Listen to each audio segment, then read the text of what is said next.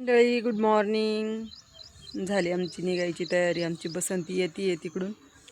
आज म्हटले गावात नका येऊ, इथंच थांबा, पण अजून काही बसंती आलेली दिसत नाही. 8 वाजले, काही तपास नाही कधी येते.